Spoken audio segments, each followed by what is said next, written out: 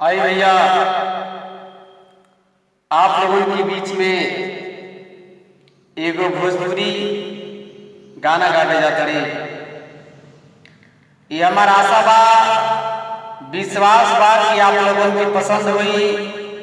आप लोगों के छोटा भाई अब्दुल्लाह राय भोजपुरिया पर ऐसे ही दुलार प्यार आशीर्वाद दुआ बनौले रहे और ये हमारे चैनल के सब्सक्राइब करी, लाइक करी, कमेंट करी और ये बेल आइकन वाला घंटी के जरूर दबा दें।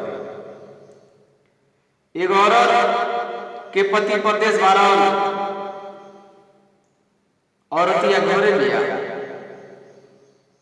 फोन में अपने पति से का कहतिया, आई ही गीत के माध्यम से आप लोगों के हम बता रहे बानी। गीत से पहले एक दो कड़ी के दोहा बा। नजर की नजारा नजरिए से होला, नजर के नजारा नजरिए से होला, इश्क के ही बीमारी काश उमरिए में होला। इश्क के वैसन बीमारी बा कि धरा जाला तो लोग सोच में दुबरा जाला। गीत कैसे बा? जब जब बोहिला हवा पुरवैया, औरतिया कहती है कि जब जब हवा पुरवैया बहता देहिया मानो लेके रह।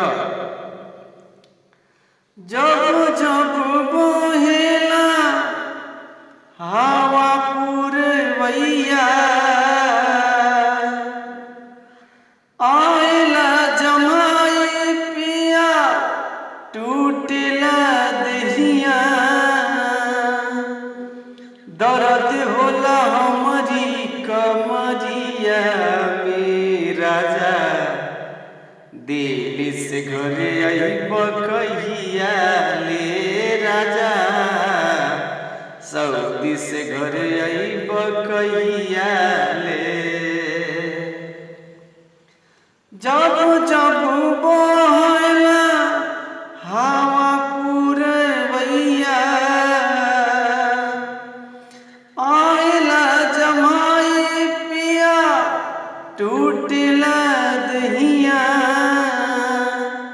दर्द होला हमारी कमरिया में राजा, दिल से घरे आइब कहिया ले राजा, दिल से घरे आइब कहिया ले। काम नहीं करता कौनो दवाई, नहीं देवर कमर कैसे दबाई,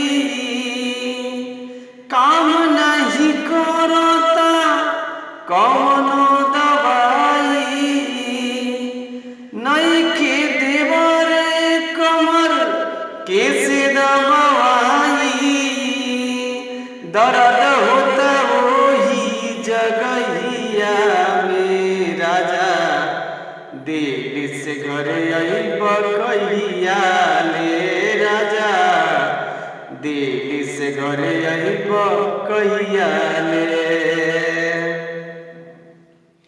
जब जब बहेला हवा पुरवैया, आइला जमाई पिया टूटला दहिया, दर्द होला हमारी कमरिया में राजा, दिल से घरे आइब कहिया ले राजा, दिल से घरे आइब कहिया